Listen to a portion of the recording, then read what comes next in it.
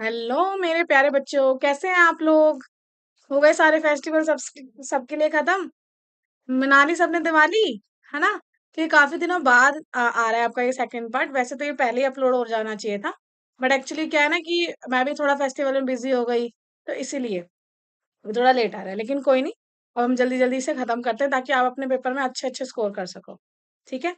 तो class 10th का हमने ये स्टार्ट किया था ना, जिसमें हमने स्टार्टिंग में जो आपके ये वन वर्ड वाले एमसीक्यू थे, ये हमने सॉल्व किए थे। कुछ छोटे छोटे क्वेश्चंस थे, हमने वो सॉल्व किए थे। और उसके मैंने सबके आंसर्स भी दे रखे हैं, ऑल्दो मैंने बता दिए थे, बट मैंने सबके आंसर्स भी यहाँ पे रिटर्न फॉर्म में दे रखे हैं।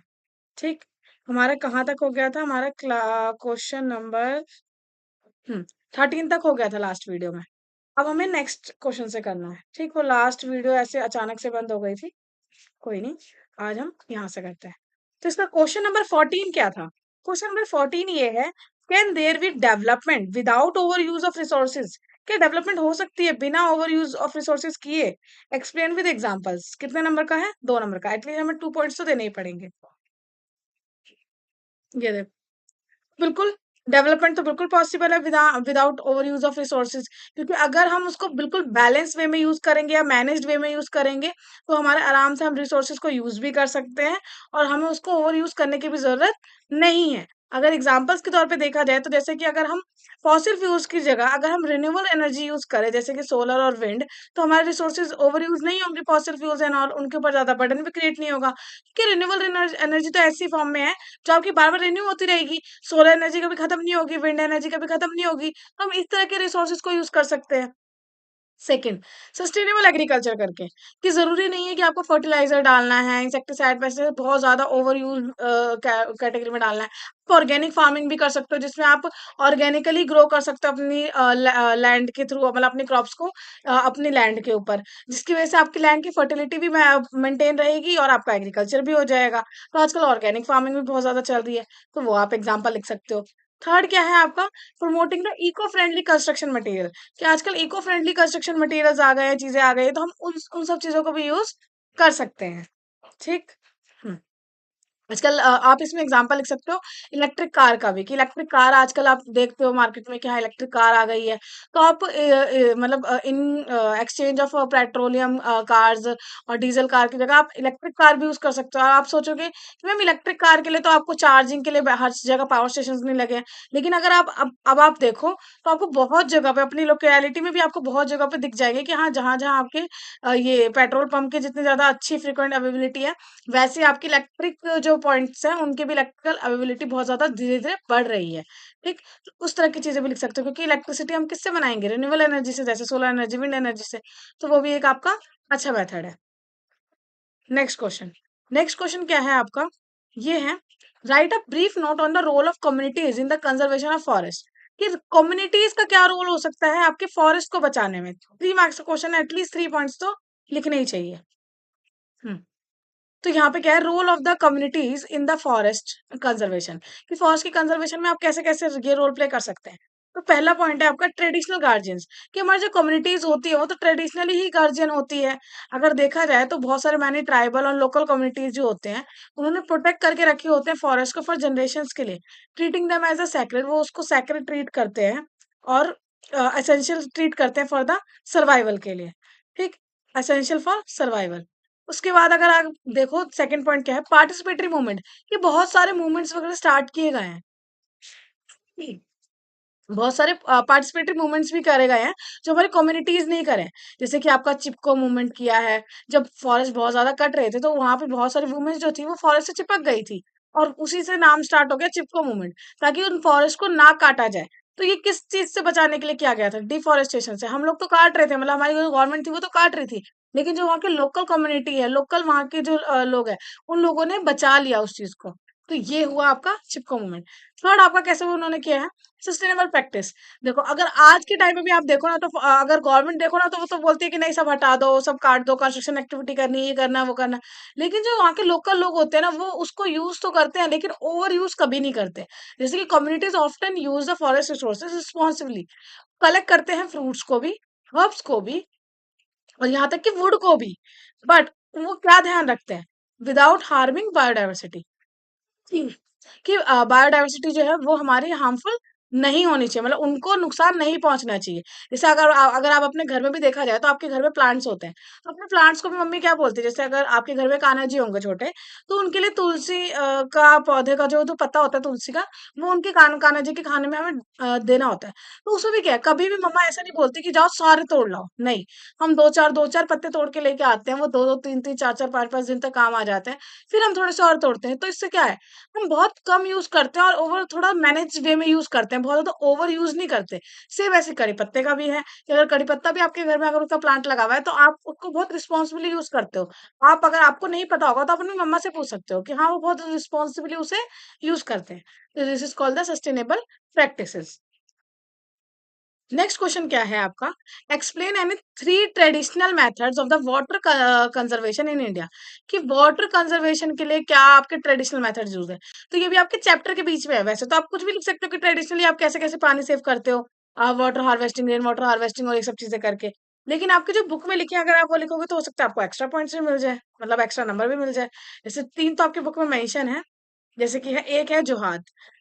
जोहाद कहाँ पे है, जोहाद है आपका राजस्थान में होता है ये होता क्या है, ये स्मॉल अर्थन चेक डैम्स बना रखे हैं, छोटे छोटे डैम्स बना रखे हैं रेन वाटर को कलेक्ट करने के लिए, और इसी के साथ साथ रिचार्ज भी कर देता है ये ग्राउंड वाटर को। तो ये है जोहार्ड्स इन राजस्थान, और इसके नाम भी याद रख लोगे तो हो सकता है, अगर आपका मैच द फॉलोइंग आ गया कि वेयर इज जोहार्ड्स, कहाँ पे होता है ये जोहार्ड्स, कहाँ करा जाता है, या टंका मेथड कहाँ यूज किया जाता है, तो आप ये चीज लिख सकते हो। ठीक। टंका टंका कहाँ पे है, गुजरात और राजस्थान दोनों जगह पे होता है। ये क्या है, एक अंडरग्राउंड टैंक के जैसा होता है जो कहाँ पे किया जाता है, लोगों के घरों में यूज किया जाता है कलेक्ट करने के लिए और स्टोर करने के लिए रेन वाटर। लेकिन ये किसके लिए होता है, पीने के लिए डायरेक्टली, कि लोग डायरेक्टली इसे पीने के लिए यूज कर लेते हैं। ठीक।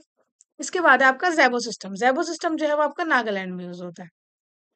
ये जो है इसमें होता क्या है, कंबाइन करता है ये फॉरेस्ट को, एग्रीकल्चर को, आपका वाटर मैनेजमेंट को, bye collecting the rain water on the hill slopes for the irrigation. कि ये कलेक्ट करते हैं रेन वाटर को हिल स्लोप्स पे, मतलब अगर जैसे ये आपका माउंटेन है तो यहीं पे कहीं कलेक्ट होता है ये, ताकि आपकी इरिगेशन में काम आए। इरिगेशन मतलब एग्रीकल्चर एक्टिविटी में ये चीज काम आए। ठीक। इसके अलावा भी जरूरी नहीं है कि अगर आपको इन केस अगर ये नाम याद नहीं आते पेपर में, तो ऐसा नहीं कि आप क्वेश्चन छोड़ के आओगे। आप कुछ भी रेन वाटर हार्वेस्टिंग से रिलेटेड आप अगर अपने पुराना, अगर आपको कोई एग्जांपल याद आ रहा है या आप कोई बना के लिखना चाहते हो तो आप लिख सकते हो, नंबर मिल जाते हैं। लेकिन हाँ, इनसे प्रॉपर 3 मार्क्स का अगर क्वेश्चन होगा तो पूरे 3 नंबर मिल जाएंगे। हो सकता है उसमें अगर आपका थोड़ा सा जेन्युइन ना हो, कुछ ज्यादा ही ओवर आपने बना दिया हो, तो 2 ढाई नंबर तो तब भी मिल जाते हैं। ठीक। तो ऐसा भी कुछ नहीं है कि नहीं नहीं आप यही लिखोगे और यही चीज है। ठीक। नेक्स्ट क्वेश्चन क्या है आपका, hmm, the quantity of water can neither be decrease और नॉर इंक्रीज। क्योंकि आपका क्वांटिटी ऑफ वाटर जो है वो आपका ना ही डिक्रीज हो रहा है और ना ही ये, हम्म, तो क्वांटिटी ऑफ वाटर जो है कैन नेदर बी डिक्रीज और नॉर इंक्रीज, ना ही वो डिक्रीज होता है और ना ही वो इंक्रीज होता है। इस स्टेटमेंट को आपको एक्सप्लेन करना है। हम्म, हम्म, हम्म। देखो, तो इसका मतलब ये है क्योंकि हमारा जो वाटर होता है तो कभी भी उसको डिक्रीज और इंक्रीज नहीं हो रहा होता, क्योंकि वो कौन सा लॉ फॉलो करता है, law of conservation of mass. ठीक। इसका मतलब ये होता है कि वो एक ही जगह पे ऐसे घूमता रहता है, घूमता रहता है, जैसे वाटर साइकिल है। Water continue move through the evaporation, evaporation होती है, कंडेंसेशन होती है, फिर उसकी इवेपोरेशन मतलब पानी का भाप की तरह उड़ जाना, फिर कंडेंसेशन होना, मतलब कंडेंसेशन में जैसे वो क्लाउड वगैरह की फॉर्म कर लेता है। प्रेसिपिटेशन होना मतलब बारिश होना या ओले गिरना या आपका कुछ भी जिसके थ्रू आपका नीचे आ रहा है, हेल स्टॉर्म होना। ठीक। उसके बाद इन्फिल्ट्रेशन। तो ये सारी चीजें, ये सारे ही प्रोसेस के थ्रू वाटर जो है वो आपका इवेपोरेट हुआ, लेकिन फिर से वो प्रेसिपिटेशन के थ्रू वापस भी आ गया। तो इट में चेंज द फॉर्म, जैसे कि लिक्विड, वेपर और ice, but the total quantity जो होती है वो रिमेन क्या रहती है, कांस्टेंट रहती है हमारे एनवायरमेंट में। तो इसका ये कहने का मतलब है। सेकंड क्या है, ये तो वाटर साइकिल है। अब इसी को अगर हम ग्लोबल लेवल पे देखा जाए, अर्थ में लिमिटेड अमाउंट ऑफ वाटर है, और कितना वाटर है, 71% है हमारा सरफेस पे। जो हमारा सरफेस है हमारा वो वाटर से कवर है 71%। तो ह्यूमन एक्टिविटीज के थ्रू वो पॉल्यूट हो सकता है, ओवर यूज हो सकता है, बट कैन नॉट क्रिएट और डिस्ट्रॉयड। बट आप उसको ना ही बना सकते हो और ना ही उसे डिस्ट्रॉय कर सकते हो। इनकेस हम कह सकते हैं कि हाँ ये सारी चीजें जो है law of conservation of mass के थ्रू एक ही चीज एनवायरमेंट में ऐसे ऐसे घूमी ही जा रही है। ठीक। थर्ड है आपका साइंटिफिक प्रिंसिपल, कि वाटर मॉलिक्यूल्स जो होते हैं वो स्प्लिट हो जाते हैं, कभी कभी कंबाइन हो जाते हैं इन द केमिकल रिएक्शंस में, but the overall amount of hydrogen और ऑक्सीजन का जो एटम है वो हमारा क्या रहता है, अनचेंज रहता है। तो वो ये तीन तरह से हमने बता दिया कि हाँ ये चीज जो है वो बिल्कुल सही है, क्योंकि हमारा जितना ही हमने यूज किया होता है उतना ही हमारा बचा होता है। बस ये होता है उसकी फॉर्म चेंज हो जाती है कभी-कभी, कि हमारा लिक्विड से हमारा ये वेपर की फॉर्म में हो गया, या लिक्विड से हमारा आपके ये आइस की फॉर्म में हो गया। फॉर्म चेंज हो सकती है। ठीक? बस। नेक्स्ट क्वेश्चन क्या है, 17 नंबर का क्वेश्चन, कि ये है, ये 5 मार्क्स का है। ये 5 5 जो है ना वो इसके हैं, इन दोनों के। ये 3 मार्क्स इधर वाले के हैं। तो evaluate the needs of the resource planning in the context of India. आपको रिसोर्स प्लानिंग की क्या जरूरत है। और दूसरा है different types of soils found in India, के ऊपर शॉर्ट नोट लिखना है। देखो, सॉइल के ऊपर 2 क्वेश्चन आपके ऊपर भी आ गए थे 1 1 मार्क्स का, और एक अलग से क्वेश्चन भी आ गया 5 मार्क्स का। तो टोटली सैम्पल पेपर में 7 मार्क्स का दे रखा है। तो इससे पता चलता है कि हाँ, सॉइल वाला पोर्शन आपका बहुत ज्यादा इंपॉर्टेंट है। हो सकता है ऐसा भी कभी कभी कि ना अब भी आ गया आपका सैम्पल पेपर में दे दिया, लेकिन एक्चुअल में आपके पेपर में भी कम मार्क्स का है। जरूरी नहीं है भाई मार्क्स ऊपर नीचे हो सकते हैं, लेकिन क्वेश्चन आना कंपलसरी है। अगर इस टर्म में नहीं भी आता तब भी आपको बोर्ड के लिए तो जरूर प्रिपेयर करके जाना है, क्योंकि सॉइल वाला क्वेश्चन बहुत इंपॉर्टेंट होता है। ठीक। अब देखो, इसमें क्या है आपका रिसोर्स प्लानिंग, कि हमें रिसोर्स प्लानिंग की जरूरत क्या होती है। अब देखो, कोई भी चीज होती है उसकी प्लानिंग हम क्यों करते हैं। जैसे मान लो आपके पास मम्मी ने आपको 100 रुपीज दिए या 200 रुपीज दिए, तो उसमें आप क्या करते हो, आप प्रॉपर प्लानिंग करते हो कि अरे मेरे को इतने के कुरकुरे लेके आने हैं, मेरे को ये। अगर मान लो मम्मी ने आपको पार्टी के लिए, मतलब आप कहीं जा रहे थे, आपकी ट्रिप थी, स्कूल में आपकी ट्रिप थी, ठीक, पिकनिक थी, तो मम्मी से पार्टी के पैसे ले लिए, और मम्मी ने कितने दे दिए, मम्मी ने 200 रुपीज दे दिया आपको।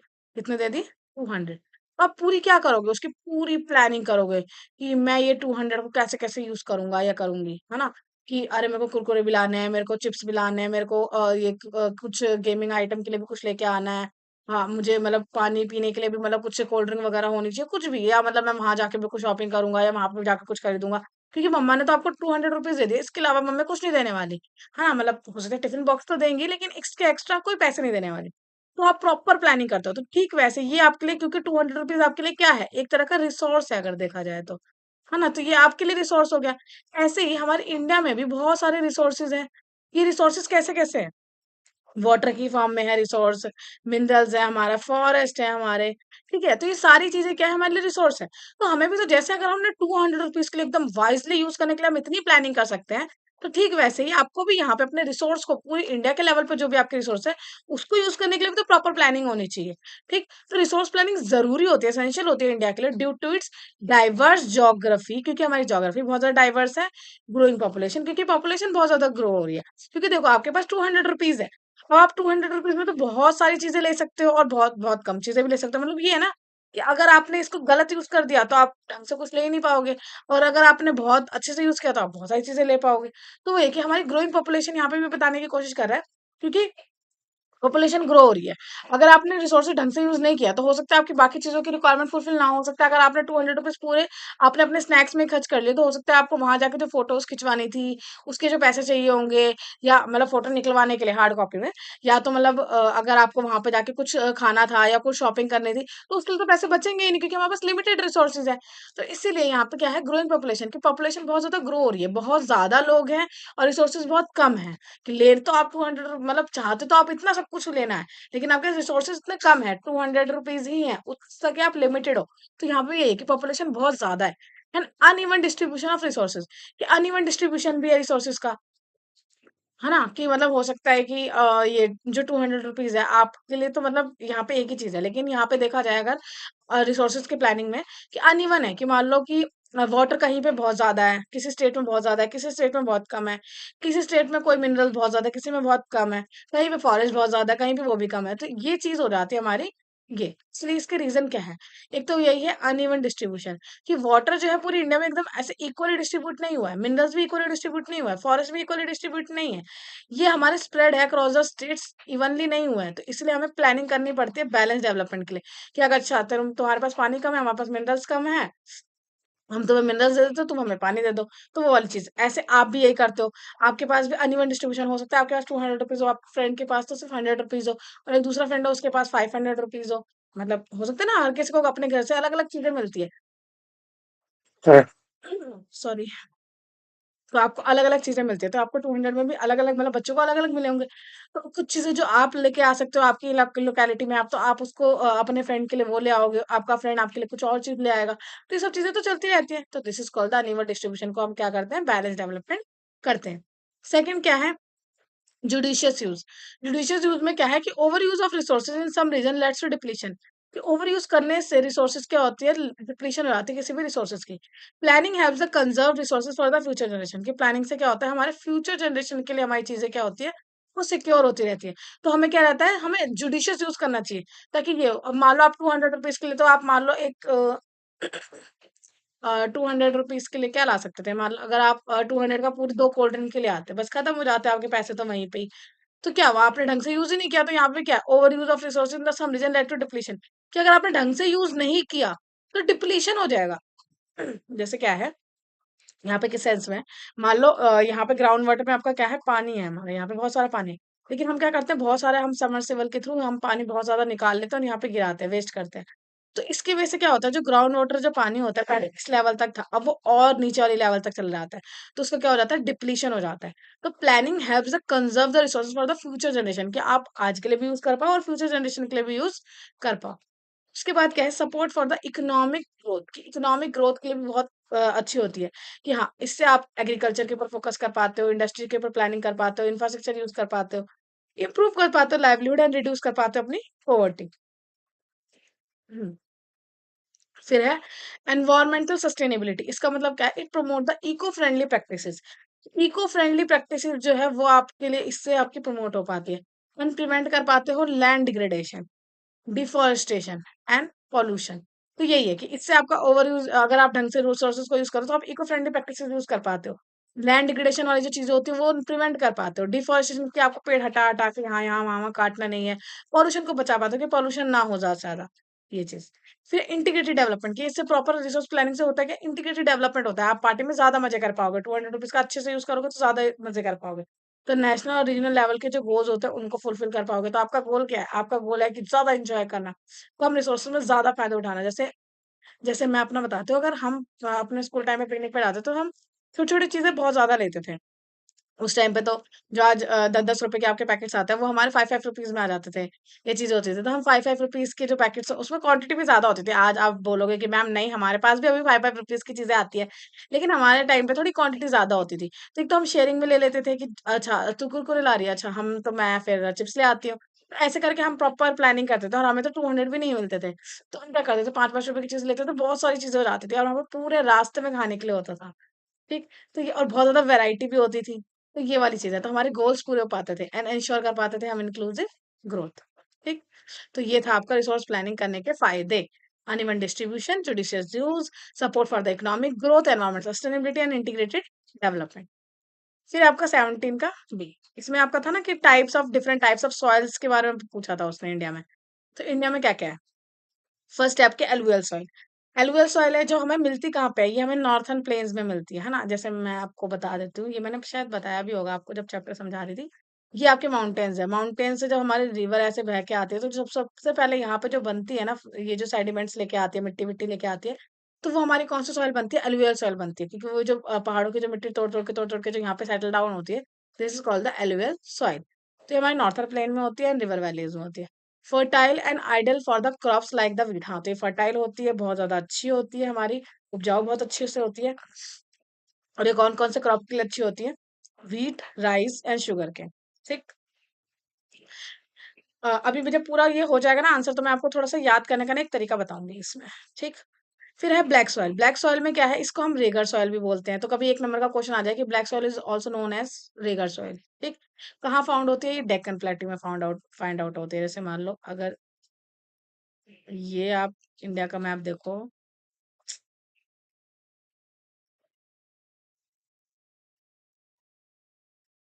हम्म। तो ये जो इधर वाला, जो महाराष्ट्र वाला जो रीजन है ना, इधर इधर इधर इधर इधर, ये जो सब पूरी जो है ये वाला है, this is called the Deccan plateau. तो वहां पे होती है आपकी ये रेगर सॉइल। ठीक। ये जो होती है वो क्ले में बहुत अच्छी होती है एंड गुड होती है फॉर द कॉटन कल्टीवेशन। ठीक है, कॉटन कल्टीवेशन के लिए। हम्म। फिर आपकी है रेड सॉइल। रेड सॉइल क्या है आपकी, found in the southern and the eastern India, की हमारे साउथर्न और ईस्टर्न इंडिया में मिलती है। साउथर्न इंडिया में मिलती है और हमारे ईस्टर्न इंडिया में मिलती है, इधर की साइड मिलती है। लेस फर्टाइल होती है बट सुटेबल होती है crops like the millets and pulses वगैरह के लिए। लेकिन इसके लिए आपको प्रॉपर फर्टिलाइजेशन करना पड़ता है, क्योंकि साउथ इंडिया में आपके पानी की थोड़ी सी कमी है ना, इसीलिए।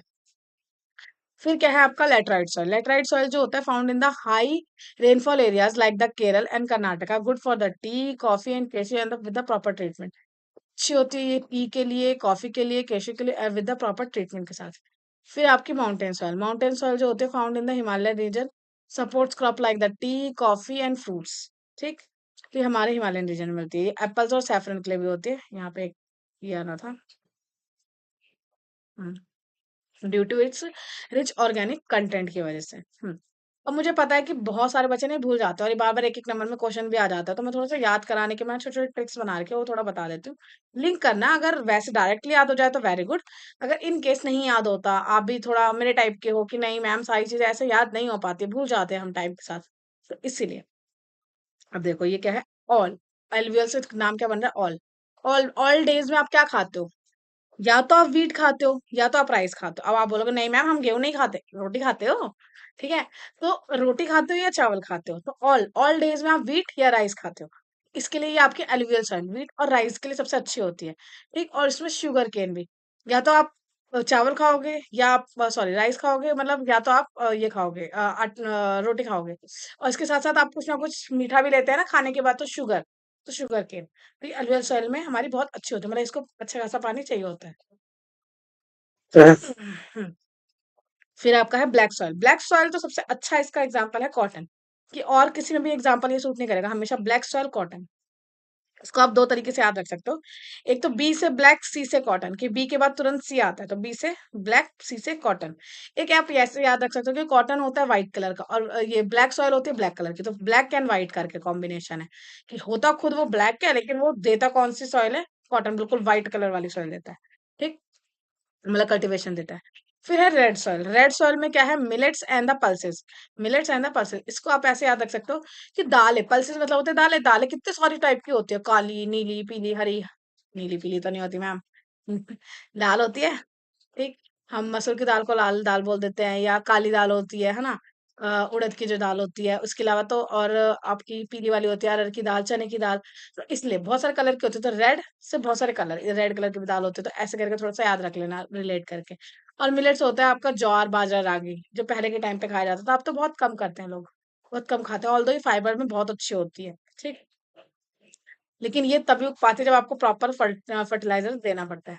फिर है लेटराइट सॉइल। अब देखो लेटे लेटे, लेटराइट लेटे लेटे। एक तो एल से लेटराइट, एल से लीचिंग भी याद रखना, मैंने आपको याद कराया था कि एल से लेटराइट, एल से लीचिंग। कि अगर आपका पूछ ले कि कौन सी सॉइल जो होती है वो लीच हो जाती है, मतलब उसके जो न्यूट्रिएंट्स होते हैं वो नीचे चल जाता है, तो वो होती है आपकी लेटराइट सॉइल। ठीक, मिलती कहाँ है, केरल और कर्नाटक में मिलती है, थोड़ा से हाई एल्टीट्यूड में मिलती है ये। किसके लिए अच्छी होती है, टी के लिए अच्छी होती है, कॉफी के लिए अच्छी होती है और केशु के लिए अच्छी होती है। ठीक, तो लेटे लेटे हमें क्या चाहिए होती है आजकल, बेड टी। बेड टी का बहुत अच्छा कल्चर चल रहा है ना, तो बेड टी, कॉफी, है ना। और उसके साथ साथ कभी कभी हम ड्राई फ्रूट्स भी ले लेते हैं। अब बोलोगे नो मैम चाय कॉफी के साथ में, अरे कुछ कुछ बच्चे लेटे लेटे पढ़ते हैं और ये क्या बोलते हैं काजू खाते हैं, तो ऐसे। तो टी, कॉफी एंड केशु, तो ये होती है आपकी लेटराइट सॉइल। फिर आपकी माउंटेन सॉइल। अब माउंटेन सॉइल में भी कुछ कुछ आपके लेटराइट सॉइल जैसी सी होती है, मतलब इसमें हमें क्या होता है, ये हिमालय रीजन में पाए जाते हैं, क्योंकि हम इसमें टी उगाते हैं, कॉफी उगाते हैं, और कुछ फ्रूट्स के लिए भी अच्छी होती है जैसे कि एप्पल्स वगैरह। और यहाँ तक कि सैफरन भी इसमें होता है, लेकिन सैफरन होता है हमारे हिमालय वाले रीजन में ऊपर, तो इसके लिए भी थोड़ा सा ठंडा इलाका चाहिए होता है, इसलिए तो due to its rich organic content. ठीक, और आपकी जो टी कॉफी जो होती है वो केरल कर्नाटका में भी होती है और आपकी वेस्ट बंगाल में भी होती है। वेस्ट बंगाल में लेकिन कॉफी नहीं होती, आपकी टी होती है। ये होता है क्योंकि वहां पे भी हमेशा माउंटेन वाले रीजन जो होता है ना, उसके जो ऐसे लैटिट्यूड इधर इधर इधर होता है ना एल्टीट्यूड, उधर की उधर ही होती है हमारी ये लेटराइट सॉइल भी, और हमारी माउंटेन सॉइल मतलब उधर ही मेनली मेनली होती है। तो ये चीज थी। ठीक, तो ये था आपका सॉइल वाला क्वेश्चन। इसके बाद है आपका 18th क्वेश्चन।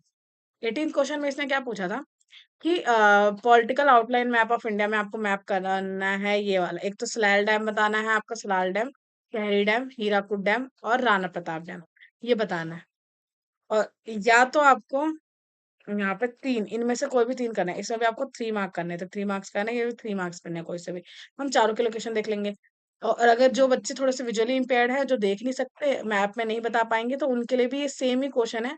बस उनको इनका स्टेट बता देना है, जैसे सलाल डैम कहाँ पे है, तहरी डैम कहाँ पे है, हीराकुंड डैम कहाँ पे है, और राणा प्रताप सागर डैम कहाँ पे है।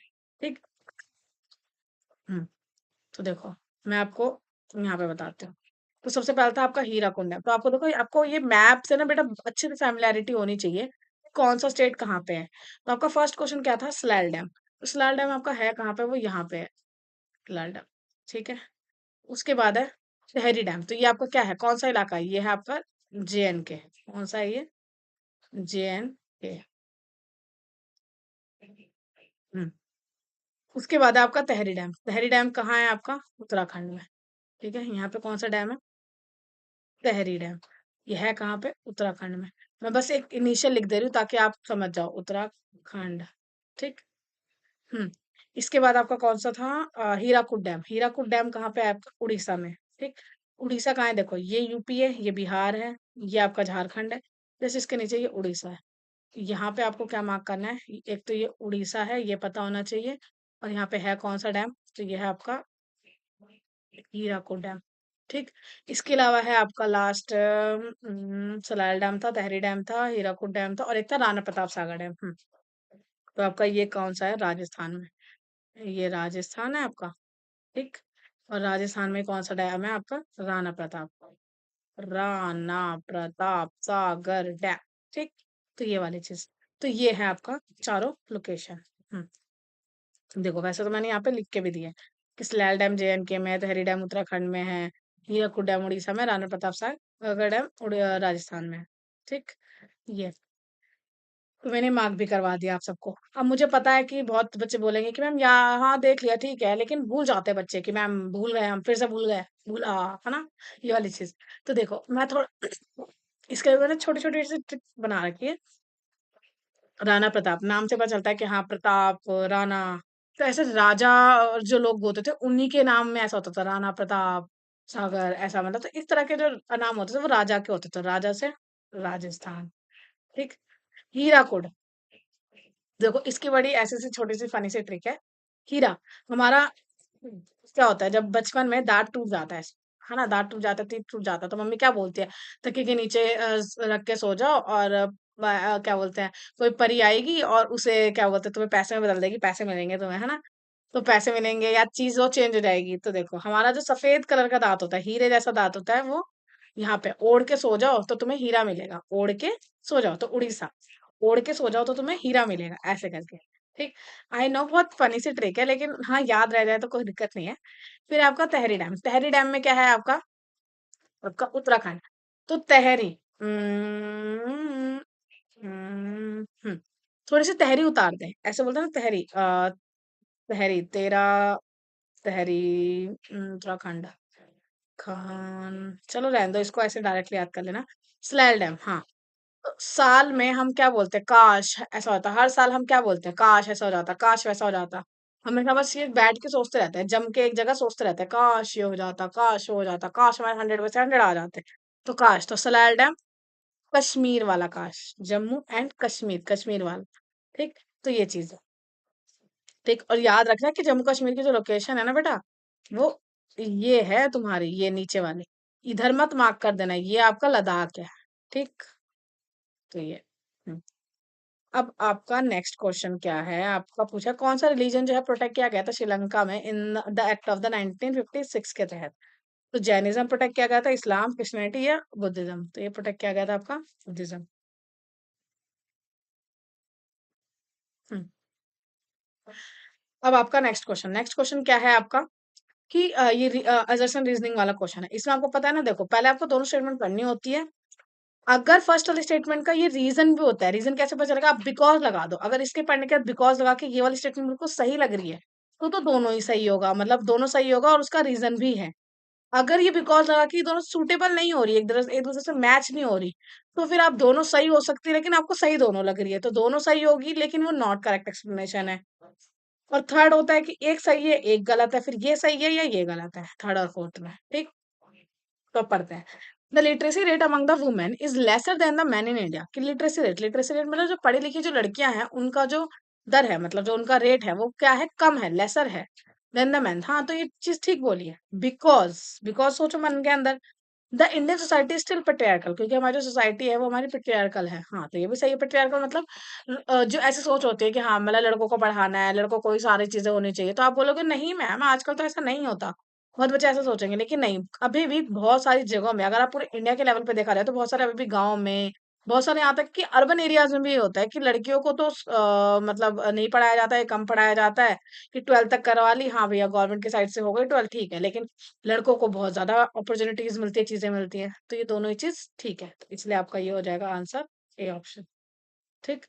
इसके बाद which among the following language is not included in the 8th schedule? कौन सी आपकी 8th शेड्यूल में नहीं है? तमिल, हिंदी, जर्मन, पंजाबी। ये तो बच्चे तुक्के भी मार लेंगे कि जर्मन है, लेकिन आई नो कि एक जगह पे आप कंफ्यूज हो जाओगे। इसमें आपको पहली बात तो ये पता होना चाहिए 8 शेड्यूल में कितनी लैंग्वेज है। 8 शेड्यूल में कितनी लैंग्वेज है? टोटल 22 लैंग्वेजेस है।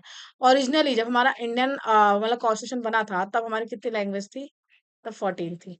तो हमने अब क्या करी है, हमने प्लस किया है इसमें 8 लैंग्वेजेस। 8 अभी हमारी न्यू बनी है, मतलब new in the sense new बनी नहीं है, न्यू ऐड हुई है इसमें। इसमें एक जगह बच्चे क्या कंफ्यूज होंगे कि यहाँ पे चलो जर्मन था तो ये तो बिल्कुल ही अलग था, हमारे यहाँ पे नहीं बोला जाता, तो इसलिए हमने पहचान लिया। लेकिन अगर आपसे इंग्लिश भी पूछ लेना, इंग्लिश भी बेटा इसमें नहीं है। English is not our schedule language, schedule language नहीं है इंग्लिश। लेकिन इंग्लिश क्या है हमारा, इंग्लिश जो है हमारा ऑफिशियल लैंग्वेज तो है, लेकिन शेड्यूल लैंग्वेज नहीं है। तो यहाँ पे इसने शेड्यूल पूछा था, शेड्यूल मतलब 8 शेड्यूल में आते हैं हमारे, 8 शेड्यूल के अकॉर्डिंग इसमें नहीं है वो। ठीक, टोटल शेड्यूल्स कितने होते हैं हमारे, कमेंट सेक्शन में आप बताना। ठीक है, टोटल शेड्यूल है कितने? चलो मैं बता भी देती हूँ यहाँ पे, पहले खुद गैस कर लिया होगा अब तक तो आपने। लिख देना, अगर नहीं आता तो फिर देखना चेक करने के लिए। हमारे पास अब कितने शेड्यूल्स हैं? 12 शेड्यूल्स है। ठीक। हम्म।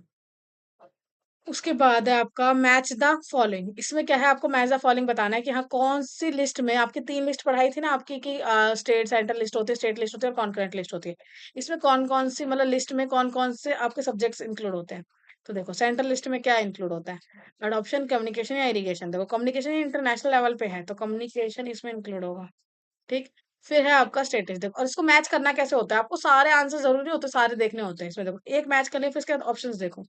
देखो ए का 2 इसमें भी है, ए का 2 इसमें भी है। ठीक। तो आपका ये वाला ऑप्शन भी कट गया और आपका ये वाला ऑप्शन भी कट गया। ठीक। अब बी का देखो, बी का क्या है, अडॉप्शन होगा या इरिगेशन होगा? हाँ, तो स्टेट की जिम्मेदारी क्या होती है, इरिगेशन करने की, तो ये चीज होगी। और कॉन्करेंट लिस्ट में आएगा आपका अडॉप्शन।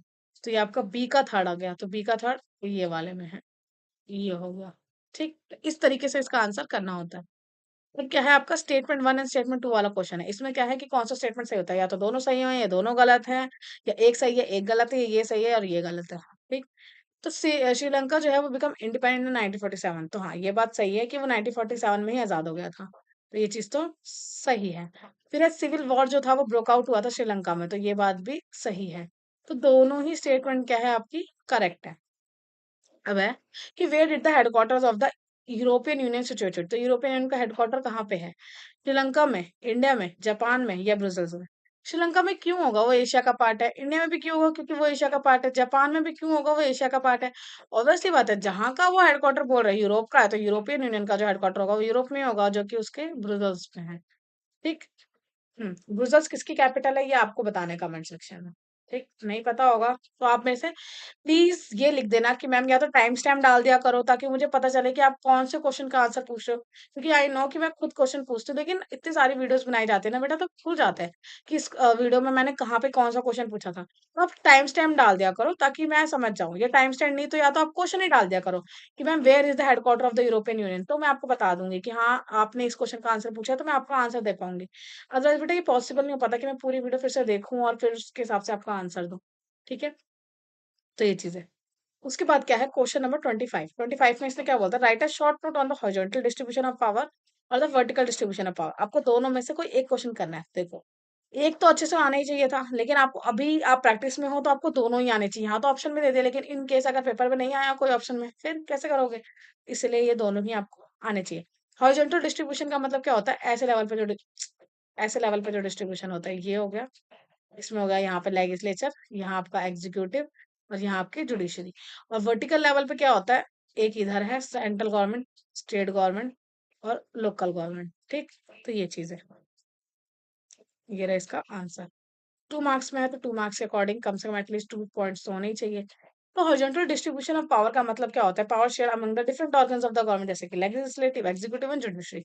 इससे हेल्प क्या होती है? इससे चेक एंड बैलेंस बना रहता है एक-दूसरे के ऊपर। अगर लेजिस्लेचर कोई गलत काम करता है तो एग्जीक्यूटिव उसको कंट्रोल करती है, एग्जीक्यूटिव कुछ गलत करते हैं जुडिशरी उसको कंट्रोल करती है, जुडिशरी कुछ गलत करती है तो लेजिस्लेचर कंट्रोल करता है। मतलब आपस में ये दोनों तीनों जो होते हैं एक-दूसरे को चेक एंड बैलेंस करके रखते हैं। इससे प्रिवेंट हो पाता है कंसंट्रेशन ऑफ द पावर कि एक के हाथ में सारी पावर नहीं जाती। मतलब लेजिस्लेचर सारी सब चीज़ कंट्रोल नहीं कर रही होती है। एग्जीक्यूटिव सब चीज़ कंट्रोल नहीं कर रही होती है, जुडिशरी सब चीज़ कंट्रोल में नहीं कर रही होती है। थर्ड है आपका फोस्टर द स्पेशलाइजेशन कि ये क्या होता है आपका फोस्टर करती है आपकी स्पेशलाइजेशन को भी मतलब स्पेशलाइजेशन आ पाती है। लेजिस्लेचर का काम क्या है कानून बनाना तो सिर्फ वो कानून ही बनाएगी वो कुछ ये नहीं करेगी न्याय देने का काम नहीं वो सिर्फ कानून ही बनाएगी। एग्जीक्यूटिव का काम क्या होता है कानून को लागू करना तो वो सिर्फ लागू करेगी। और जुडिशरी का काम क्या होता है न्याय देना और अगर लेजिस्लेचर ने कुछ गलत कानून वगैरह बना दिया या कुछ भी दिक्कत कर दिया तो उसको देखना। तो हर कोई अपने अपने काम में क्या होता है स्पेशलाइज्ड होता है क्या होता है स्पेशलाइज्ड होता है। नेक्स्ट आपका ऑप्शन भी क्या था वर्टिकल डिस्ट्रीब्यूशन मैंने बताया था कि अलग अलग लेवल पे गवर्नमेंट होना जैसे कि सेंट्रल गवर्नमेंट होना आपका स्टेट गवर्नमेंट होना आपका लोकल गवर्नमेंट होना। इससे होता क्या डिसेंट्रलाइजेशन ऑफ अथॉरिटी हो जाती है डिसेंट्रलाइजेशन ऑफ पावर बोल सकते हो या अथॉरिटी बोल सकते हैं। फेडरलिज्म को प्रमोट कर पाता है कि तीनों लेवल पे सबके पास पावर होते हैं कुछ काम सेंट्रल गवर्नमेंट करते हैं कुछ स्टेट गवर्नमेंट कुछ लोकल गवर्नमेंट।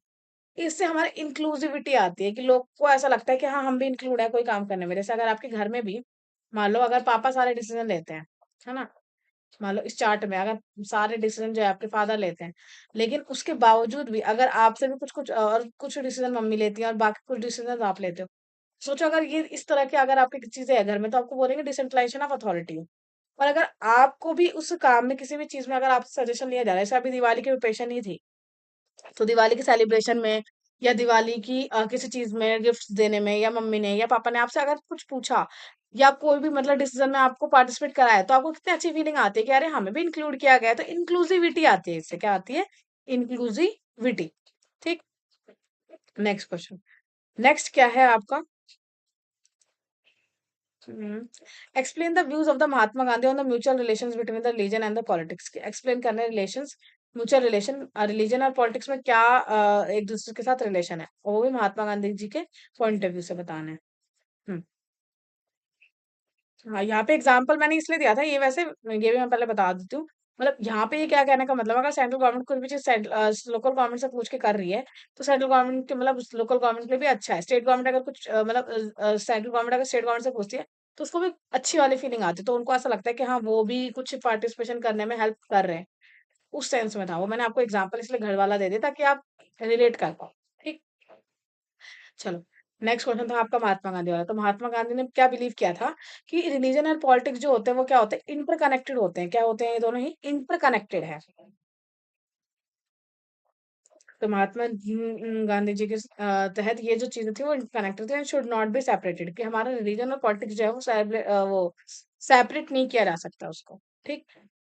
उनके लिए ना रिलीजन की थोड़ी सी ना वैल्यूज अलग थी बेटा। अब देखो हर किसी की डेफिनेशन अलग होती है हर किसी का परसेप्शन अलग होता है। मान लो मैंने आपको कोई पॉइंट टॉपिक समझाया तो हो सकता है मैंने सारे बच्चों को सेम ही समझाया लेकिन हो सकता है एक बच्चे ने उसे किसी अलग सेंस में समझा और दूसरे बच्चे ने उसे किसी अलग सेंस में समझा हो।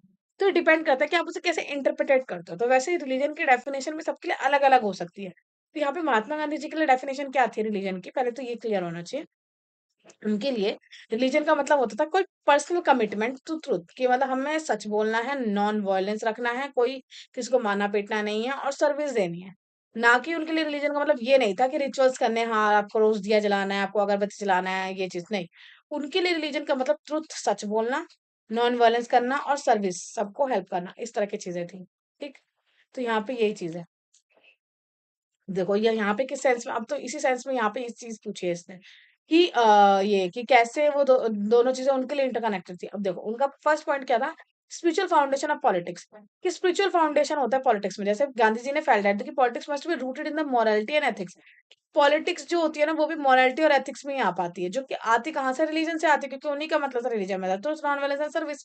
तो एक तरह की एथिक्स हो गई या खुद की मोरालिटी हो गई कि हर किसी के पर्सनल कमिटमेंट ट्रुथ के रिगार्डिंग जो होते हैं वो अलग अलग होते हैं चीजें अलग अलग होती है। तो ये चीज सेकंड क्या है इसका रिलीजन एज अ गाइड कि उन्होंने क्या बोला था जैसे रिलीजन क्या होता है एक तरह का गाइड बुक होता है वो आर्ग्यू करता है that the religion provide the moral compass for the political action कि रिलीजन जो होता है वो एक मॉरल कंपास दे पाता है कि हाँ ऐसी चीजें करनी चाहिए ऐसी चीजें करनी चाहिए तो ये हमारे पॉलिटिकल चीजों में हमारी बहुत ज्यादा हेल्प हो जाती है। Without religious values politics becomes the corrupt and the power driven, कि हमारा बिना ये विदाउट रिलीजियस वैल्यूज के लिए पॉलिटिक्स जो होता है वो करप्ट हो जाती है और पावर ड्राइवन हो जाती है उसके साथ। ठीक, तो ये चीजें भी होती है। थर्ड क्या है, यूनिवर्सल रिलीजन। यूनिवर्सल रिलीजन में क्या है, Gandhi did not promote any one religion in politics, कि गांधी जी ने किसी भी एक रिलीजन को पॉलिटिक्स में नहीं प्रमोट किया था, उन्होंने बोला था सारे universal principles like the compassion. उनके लिए रिलीजन का मतलब ही पूरे सारे का वो थे रिलीजन, जिसमें उनका मतलब ही रिलीजन का मतलब तो ये था कि कंपैशन होना, किसी चीज के प्रति ट्रुथ होना, जस्टिस होना, which are common to all faith, जो कि सारे ही फेथ में कॉमन है, क्योंकि उनका मानना ये भी था कि सारे ही रिलीजन सेम ही होते हैं, वही वाली चीज, सब कुछ सेम होता है, बट हम ही ऐसे लोग हैं जो हर चीज को क्या करते हैं, अलग अलग मान के चलते हैं। ठीक, उनके वर्ड्स में, those who say religion has nothing to do with the politics do not what religion means, तो ये मानते थे कि अगर कोई ऐसा कहता है कि रिलीजन का मतलब पॉलिटिक्स से बिल्कुल ही अलग है, तो उसका मतलब तो ये है कि वो रिलीजन को ही नहीं समझा, क्योंकि उनके लिए रिलीजन की डेफिनेशन अलग है। तो this reflect his believe that the true religion uplift the politics and serves the people, कि ट्रू रिलीजन जो होता है वो करता क्या है, वो पॉलिटिक्स को अपलिफ्ट करता है और सर्व करता है लोगों को। ठीक, इसके बाद आपका 27 क्वेश्चन, नेक्स्ट क्वेश्चन, कि इवेल्युएट करो लैंग्वेज पॉलिसी ऑफ इंडिया, कि लैंग्वेज पॉलिसी आपकी जो है वो कैसी है, क्या है उसमें। ठीक, दूसरा है इसी के ऑप्शन में, डिसेंट्रलाइजेशन ऑफ पावर जो होता है वो क्यों जरूरी है, डिसेंट्रलाइजेशन ऑफ पावर क्यों जरूरी है, डिस्कस करना है उसके needs of the local self government के। ठीक, ये दोनों 5 नंबर का है, एक अटेम्प्ट करना है। हम्म। तो और फिर ये पहले तो आपका लैंग्वेज पॉलिसी क्या है, तो हमारे यहाँ पे अगर देखा जाए तो ऑफिशियल लैंग्वेजेस जो थी वो हिंदी और इंग्लिश दोनों हैं, जो दोनों ही मतलब जो यूज किए जाते हैं फॉर द सेंट्रल गवर्नमेंट के लिए, वर्क के लिए। दूसरी चीज क्या है, 22 जो है आपकी वो शेड्यूल लैंग्वेजेस है, जो आपकी 8th शेड्यूल में है ना, अभी हमने पीछे क्वेश्चन में किया था, recognise in the constitution to promote the diversity. इतनी सारी लैंग्वेजेस क्यों है हमारी शेड्यूल लैंग्वेज, ताकि डाइवर्सिटी को प्रमोट कर पाए, क्योंकि हमारे इंडिया में बहुत सारी लैंग्वेजेस बोली जाती है, इतने सारे अलग अलग डाइवर्सिटी के लोग हैं, तो उनको प्रमोट करने के लिए। ठीक, थर्ड है आपका थ्री लैंग्वेज फॉर्मूला, कि हमारे यहाँ पे क्या है, थ्री लैंग्वेज फॉर्मूला है, जिसकी वजह से एनकरेज कर पाते हैं learning regional language Hindi and English facing the resistance in the some states, कि एनकरेज कर पाते हैं हम किसी रीजनल लैंग्वेज को, जैसे कि हिंदी और इंग्लिश तो है ही, उसके अलावा लेकिन इसकी वजह से रेसिस्टेंस भी फेस करते हैं हम कुछ स्टेट्स में, मतलब यहाँ पे ये ऐसा कहना चाहते हैं, जैसे देखो अब साउथ में जो होता है ना बेटा, वहां पे ना हिंदी नहीं बोली जाती, तो वो बोलते हैं कि भाई हम हिंदी क्यों सीखे, क्योंकि हमारे यहाँ पे एक रीजनल लैंग्वेज तो हमें सीखनी ही पड़ रही है, इंग्लिश तो हम सीख ही रहे हैं कम्युनिकेशन की लैंग्वेज, तो हम हिंदी भी सीखे तो ये तो हमारे ऊपर जाती है। तो लेकिन स्टार्टिंग में इंडिया में हिंदी को प्रमोट करने के लिए थ्री लैंग्वेज फॉर्मूला लाया गया था, ताकि हम हिंदी को भी अप्लाई करें अपने उसमें। लेकिन साउथ के लोगों को ये चीज़ गलत लगती है, और वो चीज़ अगर देखा जाए तो गलत है ना, कोई बात नहीं, अगर हम कम्युनिकेशन किसी भी वे में कर पा रहे हैं, तो ठीक है, क्योंकि इंडिया इतना डाइवर्स नेशन है, तो आप ऐसा नहीं फोर्स कर सकते किसी को भी कि नहीं हिंदी ही सारी जगह पे होनी चाहिए। ठीक, ये फिर आपका स्टेट ऑटोनॉमी, स्टेट ऑटोनॉमी में भी क्या है, state decide their own language policies leading to the valid models, states ने डिसाइड कर रखा है उनका खुद लैंग्वेज पॉलिसीज, इसका मतलब ये है कि ये ऑफिशियल लैंग्वेज हिंदी और इंग्लिश है, लेकिन अगर जो सारी स्टेट गवर्नमेंट्स है ना, जैसे कि यूपी की स्टेट गवर्नमेंट है, आपकी महाराष्ट्र की है, मध्य प्रदेश की है, तो वहां पे उनको खुद ऑटोनॉमी दे रखी है, मतलब उनको खुद ऐसे छूट दे रखी है कि वो कोई सा भी अपने स्टेट में जो भी उनके ऑफिशियल काम होते हैं उसके लिए वो कोई सी भी अपनी लैंग्वेजेस को चूज कर सकते हैं। जैसे अगर केरल चूज करने जाते हैं तो वो केरल लैंग्वेज ले सकते हैं, अगर केरला का है तो। यूपी में जैसे उर्दू ले रखी है एक अपनी स्टेट लैंग्वेज में, क्योंकि वहां पे बहुत सारे मुस्लिम कम्युनिटी भी रहती है, उनको उर्दू ज्यादा फैमिलियर होते हैं, तो इसलिए उर्दू भी है, हिंदी भी है वहां पे। तो ये चीज है कि वो अपनी खुद की ओन लैंग्वेज पॉलिसीज वगैरह बना सकते हैं। लास्ट क्या है, चैलेंजेस क्या है, बैलेंसिंग द रीजनल प्राइड, कि हमें क्या करना है, हमें रीजनल प्राइड को भी बैलेंस करके रखना है विद द नेशनल यूनिटी, कि रीजनल को भी उनकी ऑटोनॉमी दो और नेशनल लेवल पर सबकी एक यूनिटी भी बना के रखो। Global access to the English, और इंग्लिश को भी थोड़ा सा प्रमोट करो। ये कब बी वाला क्वेश्चन क्या था, कि डिसेंट्रलाइजेशन ऑफ पावर क्यों जरूरी है। डिसेंट्रलाइजेशन से क्या फायदा होता है, एक तो ये होता है कि हमारा प्रमोट कर पाता है एफिशिएंसी, क्योंकि हमारी एक तो 3 लेवल पे गवर्नमेंट होती है हमारी। ठीक, कौन कौन से, सेंट्रल गवर्नमेंट, स्टेट गवर्नमेंट और लोकल गवर्नमेंट। प्रमोट कर पाता है एफिशिएंसी, अच्छे से काम कर पाता है, local bodies can address the issues faster and more effectively than the distance central government. अब मान लो यहाँ पे आपकी एक स्ट्रीट लाइट टूटी है, तो आप वो स्ट्रीट लाइट टूटने के लिए आप डायरेक्टली सीधा हमारे सीधा सेंट्रल गवर्नमेंट में तो नहीं जा सकते कि हमारे लोकेलिटी में स्ट्रीट लाइट टूटी उसे सही करा दो, नहीं, which is not practical, which is not even मतलब पॉसिबल कि हम हर छोटी छोटी चीजों के लिए इतना ऊपर जाए। है ना? हर चीज़ मतलब बिल्कुल ही हम हायर अथॉरिटी से बोल के आए और उसका टाइम कितना कंज्यूमिंग है। तो इसीलिए ही लोकल लेवल पे गवर्नमेंट बना रखी है कि वहाँ पे हम जो छोटे-छोटे अपने इश्यूज़ हैं, अपने एरिया के जो इश्यूज़ होते हैं, वही लोकल बॉडीज़ सॉल्व कर देंगी। तो यही है, लोकल बॉडीज़ एड्रेस कर पाती है, देख पाती है इश्यूज़ को faster than the central authorities. Second है आपका एनकरेज कर पाता है पार्टिसिपेशन। ये मैंने अभी आपको एग्जांपल दिया था कि अगर आप दिवाली पार्टी की सेलिब्रेशन में या गिफ्टिंग में अगर आपने मम्मी-पापा की हेल्प करी तो उनको अच्छा लगेगा और आपको भी ऐसी इंक्लूसिविटी वाली फीलिंग आएगी तो पार्टिसिपेशन इंक्रीज हो पाएगा।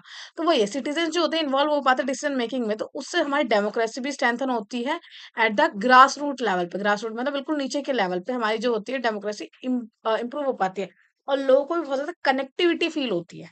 ठीक? फिर है आपका थर्ड। थर्ड क्या है रिड्यूस द बर्डन। ऐसे आपने चीज़ों को बाँट दिया है। आपने फर्स्ट स्टेप में, सेकंड स्टेप में और थर्ड स्टेप में। तो इससे क्या होता है आपका बर्डन जो होता है वो क्या होता है रिड्यूस हो जाता है ना? क्योंकि आपने अपनी पावर्स अपनी चीज़ें कुछ-कुछ बाँट दी, है ना? तो इट ईज़ कर देता है pressure on the central government and the state government by the distributing the responsibility. ठीक? फोर्थ है आपका रिस्पेक्ट डाइवर्सिटी कि डाइवर्सिटी को क्या कर पाते हैं रिस्पेक्ट कर पाते हैं। कि local needs vary decentralization allow the tailor solution for the different regions। तो यहाँ पे क्या है कि लोकल की जो नीड होती है वो वैरी करती है जैसे मान लो आपके एरिया में अलग चीजों की आपको रिक्वायरमेंट है ना? और जैसे एग्जाम्पल देती हूँ आपके जैसे साउथ इंडिया में क्या है ना कि वहाँ पे पानी की बहुत दिक्कत है तो वहाँ की पानी की दिक्कत है। नॉर्थ इंडिया में इतना वहाँ पे पानी तो है लेकिन पानी साफ होने की मतलब गंदा पानी आता है उसकी एक दिक्कत है। तो हर लोकेलिटी में दिक्कतें अलग होती है चीजें अलग होती है ना? आपकी जैसे नॉर्थ इंडिया में दिल्ली में अगर देखा जाए तो वहाँ पे सबसे बड़ी क्या दिक्कत है पोल्यूशन बहुत ज्यादा होता है। तो लोकल की नीड्स भी वैरी करती है। आपकी बहन और आपकी भी नीड हो सकता है आप दोनों भाई बहनों की नीड्स भी अलग अलग वैरी करें या हो सकता है 2 बहनों की भी नीड्स अलग-अलग वैरी करें। तो वही लोकल की नीड्स वैरी करती हैं, डिसेंट्रलाइज़ेशन से अलाउ कर पाता है टेलर्ड सॉल्यूशन। टेलर्ड मतलब जिसकी जो ज़रूरत है, उसको उस हिसाब से उसका सॉल्यूशन देना।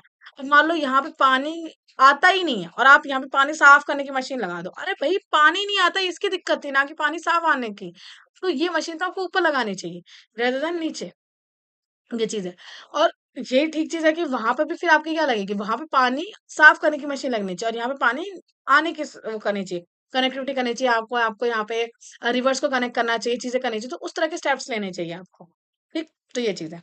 फिर उसके बाद है आपका इम्प्रूव कर पाते हैं आप अकाउंटेबिलिटी। अकाउंटेबिलिटी कैसे? कि लोकल लीडर्स जो होते हैं वो मोर एक्सेसिबल होते हैं एंड आंसरेबल होते हैं टू द पीपल। कि वो बता भी पाते हैं और एक्सेसिबल भी होते हैं और आंसरेबल भी होते हैं पीपल के लिए। कि कोई भी दिक्कत आती है जैसे मान लो लोकल गवर्नमेंट के लेवल पे थी। तो इसमें क्या आपको नीचे जो पर्सन है उसको जो भी दिक्कत आई थी तो वो उसने मतलब वहाँ पे पूछ सकते हैं कि हाँ, आपने हमारी दिक्कत को कैसे आपने वो किया सॉल्व किया। तो वो ये local leaders are more accessible भी हो पाते हैं एंड आंसरेबल हो पाते हैं। वो बता पाते हैं कि अच्छा आपके एरिया में ना ये दिक्कत है मैंने ऐसे करके सॉल्व किया। आपके यहाँ एरिया में पानी की दिक्कत थी तो हमने आपके एरिया की पानी की दिक्कत को इस तरह से सॉल्व किया या किसी भी चीज़ की दिक्कत को इस तरह से सॉल्व किया है। तो इस तरह की चीज़ें हो पाती हैं। ठीक? हुँ। फिर आपका 28 क्वेश्चन 28 क्वेश्चन क्या है आपका कि आपको रीड करना है पैसेज और आपको इसके आंसर देने हैं। तो चलो रीड करते हैं साथ-साथ में। तो when we look at the school result जब हम स्कूल के रिजल्ट्स को देखते हैं तो girl perform as well as the boys. तो गर्ल वैसे ही परफॉर्म करते हैं जैसे कि बॉयज़ करते हैं। If not better in some places, but they drop out because of parents prefer to spend their resources for their boys. But girls जो होती है वो हमारी ड्रॉप आउट कर देती हैं एज कम्पेयर टू बॉयज। तो वही है but they drop because the parents prefer क्योंकि पेरेंट्स जो होते हैं वो अपने चाहते हैं अपना स्पेंड करना their resources for their boys के लिए education rather than spending equally on their sons and daughters कि वो इक्वली प्रेफर नहीं करना चाहते कि दोनों को इक्वली अपॉर्चुनिटी मिले नहीं वो अपने बॉयज पर ज्यादा खर्च करना चाहते हैं। No wonder the proportion of the women among the highly paid and the valued jobs is still very small। कि जो हाई पेड जॉब्स भी है वो भी बहुत कम है। ठीक? वुमेन्स के लिए proportion of women for among the highly paid and the valued jobs is very still very small। On an average an Indian woman works 1 hour more than an average man every day। कि women जो होती है वो ज्यादा काम करती है as compare the main से। Yet much of her work is not paid लेकिन उनका वर्क जो होता है वो पेड नहीं होता क्योंकि अपने आगे घर में भी देखा जाए तो हमारी मम्मियाँ कितना काम करती है लेकिन फिर भी हम उनको उनकी जो वैल्यू होती है वो नहीं देते पेमेंट नहीं होती उनकी। देयरफॉर आफ्टर नॉट वैल्यू और ना ही हम उनकी वैल्यू करते हैं। कितनी बार तो हम अपनी मम्मा को भी बोल देते हैं कि मम्मा आप करते क्या हो विच इज सो बैड। ठीक? इक्वल रेमुनरेशन एक्ट 1976 का जो आया था उसने प्रोवाइड किया था that the equal wages should be paid for the equal work. तो ये हमारा इक्वल रेमुनरेशन एक्ट आया जिसने ये बताया कि इक्वल वेजेस होने चाहिए इक्वल वर्क के लिए। However, in almost all areas of work, जैसे कि स्पोर्ट्स से सिनेमा तक अगर देखा जाए, to factories and the fields, womens are paid less than the man. तो वुमेन्स को कम पे किया जाता है मैन के कंपेयर।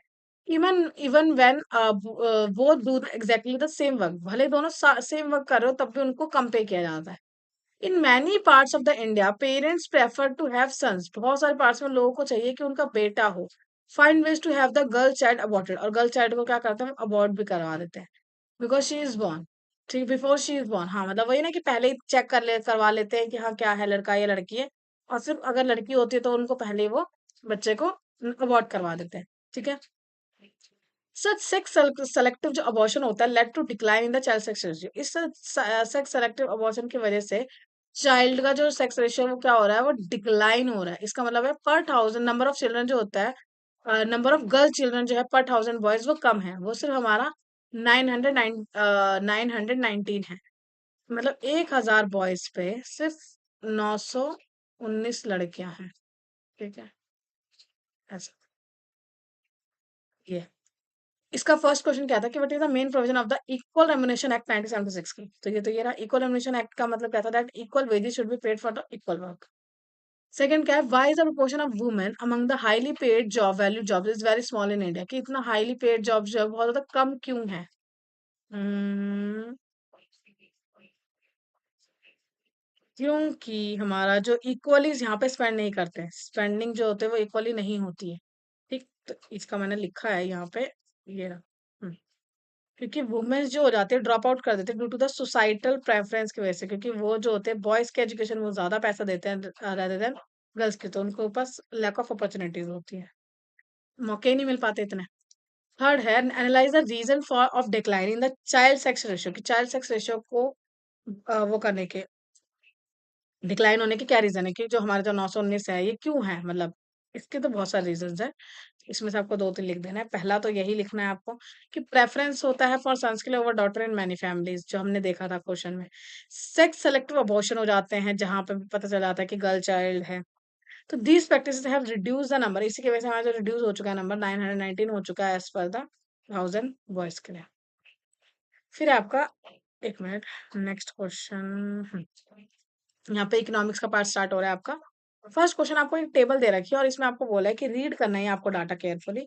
सोर्स है आपका ह्यूमन डेवलपमेंट रिपोर्ट, ये आपका सोर्स ही बता दिया कि ह्यूमन डेवलपमेंट रिपोर्ट है ये। तो यूनाइटेड नेशन का जो डेवलपमेंट प्रोग्राम है न्यूयॉर्क विथ सीक्वेंस, इन्होंने सीक्वेंस कर रखा है कि regarding the most probable life expectancy at birth. तो सबसे ज्यादा मतलब कैसी लाइफ एक्सपेक्टेंसी है, लोएस्ट टू हाईएस्ट बतानी। ये है सारी कंट्रीज के नाम, यहाँ पे है उनके इनकम, ग्रॉस नेशनल इनकम, और यहाँ पे आपकी लाइफ एक्सपेक्टेंसी। तो लाइफ एक्सपेक्टेंसी अगर बर्थ में देखा जाएगा तो सबसे कम से, इसने बोला सबसे कम से सबसे हाईएस्ट। तो सबसे कम जो मुझे दिख रही है वो तो ये दिख रही है पाकिस्तान की। हाँ, फर्स्ट हमारा पाकिस्तान आ गया। फिर सेकंड और भी ये भी 66 है, तो ये 66.7 है, तो यहाँ पे म्यांमार आ जाएगा, तो पाकिस्तान म्यांमार। फिर हमारा यहाँ पे इंडिया आ जाएगा, फिर आपका नेपाल, इंडिया आ गया, फिर उसके बाद नेपाल हो गया, फिर नेपाल के बाद बांग्लादेश हो गया, फिर आपका श्रीलंका हो गया। तो ये आपका ए ऑप्शन यहाँ पे ठीक है। ठीक। हम्म।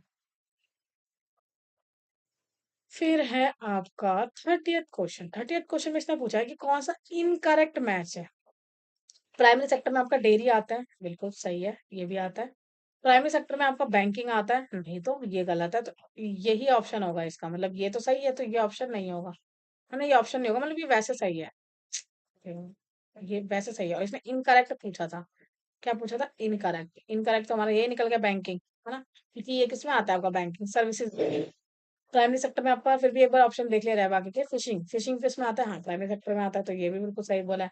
प्राइमरी सेक्टर एग्रीकल्चर, हाँ एग्रीकल्चर भी हमारा प्राइमरी सेक्टर में होता है, तो ये भी बिल्कुल सही है। ठीक। नेक्स्ट क्वेश्चन क्या है आपका, अब crisis in the economy of one country also impacts the other country, क्योंकि क्राइसिस है हमारी इकोनॉमी की, एक कंट्री से इम्पैक्ट करती है किसी अनदर कंट्री को भी। तो ये बात भी सही है कि जो क्राइसिस होती है हमारी इकोनॉमी में वो एक कंट्री को इम्पैक्ट करती है, also impact the other country को भी कर रही होती है। Globalisation interconnected the economy of the countries, कि ग्लोबलाइजेशन जो होती है वो इंटरकनेक्ट होती है, इकोनॉमी को कंट्री से करती है। बोथ असर्शन ए एंड ये जो है, मतलब यहाँ पे दो को ऑप्शन बोले थे, एक तो ये कि क्राइसिस होते हैं इकोनॉमी में of one country also impact the other country. तो ये बात तो ठीक है, ग्लोबलाइजेशन से इंटरकनेक्ट है क्योंकि इकोनॉमी ऑफ द कंट्रीज, तो हाँ ये भी चीज सही है, तो ये दोनों ही सही है, उसका करेक्ट एक्सप्लेनेशन भी है। तो ये वाला आएगा कि both the region and the ये दोनों ही सही है क्योंकि हम सब एक दूसरे से कनेक्टेड है। ठीक। नेक्स्ट क्वेश्चन क्या है आपका 32, इसने पूछा है कि it is the composite index prepared by the United Nation Development Programme. तो कौन से इंडेक्स की बात कर रहा है? What the human development. Human development जो है वो आपको निकालता है यूएनडीपी निकालता है। देखते हैं। Longevity literacy and the per capita income are the criteria for its measurement. Okay. Countries को रैंक किया जाता है डेवलप और लीस्ट डेवलपिंग कंट्रीज के बेसिस पे। हम्म। फिर है हमारा the World Bank prepare the human development report. तो यहाँ पे दोनों एक तो उल्टा बोल दिया, यहाँ पे यूएनडीपी बोला और यहाँ पे इस क्वेश्चन का आंसर पेपर में ही दे दिया है। ये भी हमने पिछला क्वेश्चन किया था। ये रहा human development report. Human development report UNDP, मतलब पेपर में ही आपका आंसर दे दिया है। मतलब जरूरी नहीं है कि ऐसे आएगा, लेकिन फिर भी मतलब कभी कभी तो इसके आंसर पेपर में ही दे देते हैं। तो ये तो फर्स्ट वाला ही हमारा क्वेश्चन मतलब पॉइंट तो बिल्कुल सही हो गया। फर्स्ट वाला सही हो गया तो जिसका फोर्थ ऑप्शन है वो गलत हो गया, और जिसमें फर्स्ट नहीं है वो भी गलत हो गया। तो वन तो आपका सही सही है। अब आपका या तो टू सही है या थ्री सही है। लॉन्गिटिविटी लिटरेसी एंड पर कैपिटा इनकम जो होता है क्राइटेरिया होता है इसकी मेजरमेंट का, ये भी बिल्कुल सही है। तो आपका टू सही है, तो A1 and 2 हो गया। और थर्ड में इसने बोलता है कि रैंकिंग जो होती है वो दी जाती है डेवलप लीड डेवलपिंग कंट्रीज के बेसिस पे। तो ऐसा तो कुछ भी नहीं है, तो ये आपका गलत हो गई। ठीक। इसके बाद है find out the odd one out. Odd one out इसमें से फाइंड आउट करना है। Tourist guide, dhobi, tailor, porter, teacher, doctor, vegetable vendor and lawyer, postman, cobbler, soldier and the police constable. उसके बाद है आपका MTNL, Indian Railways, Air India, Jet Airways and All India Radio. इसमें से तो आपको समझ ही नहीं आ रहा होगा कि किस बेसिस पे इसने दे रखा है, क्या है इसका क्राइटेरिया। तो इसको डिकोड अगर हम करें तो इसका देखो, ये जो तीनों बताए इसमें इसमें इसमें इन सब में लोगों के प्रोफेशन दे रखे हैं। कोई टूरिस्ट गाइड है, कोई धोबी है, कोई टेलर है, कोई पोर्टर है, यहाँ पे कोई टीचर है, कोई डॉक्टर है, कोई ये, तो सब इंडिविजुअल के दे रखे हैं प्रोफेशन। लेकिन अगर ये देखा जाए तो ये तो इंस्टीट्यूशन दे रखे हैं, MTNL, Indian Railways, Air India, Jet Airways and All India radio. इसका आंसर यही है। टीएनएल, ये जो ऑप्शन डी है यही है ऑड वन आउट, क्योंकि एबीसी में हमारा इंडिविजुअल प्रोफेशन दे रखे हैं but only D have the institutions. ठीक। हम्म। उसके बाद क्या है? द मॉडर्न दा था यहाँ पे टी मिस हो गया, खा गए लग रहा। The modern form of money जो था वो क्या है? कैटल वेल्थ है, ग्रेन्स है, गोल्ड कॉइन्स है या पेपर करेंसी नोट्स है? तो स्टार्टिंग में हमारी कैटल वेल्थ, ग्रेन्स और गोल्ड कॉइन्स को बहुत पहले दिया जाता था, तो ये मॉडर्न तो नहीं होगी, ये ट्रेडिशनल होगी। तो आपका पेपर नोट्स तो आज की फॉर्म है, तो ये आपका डी ऑप्शन हो गया। फिर आपका 35 क्वेश्चन। 35 में क्या है? Workers are exploited in the unorganise sector. कि वर्कर्स को हम अनऑर्गेनाइज सेक्टर में क्या करते हैं?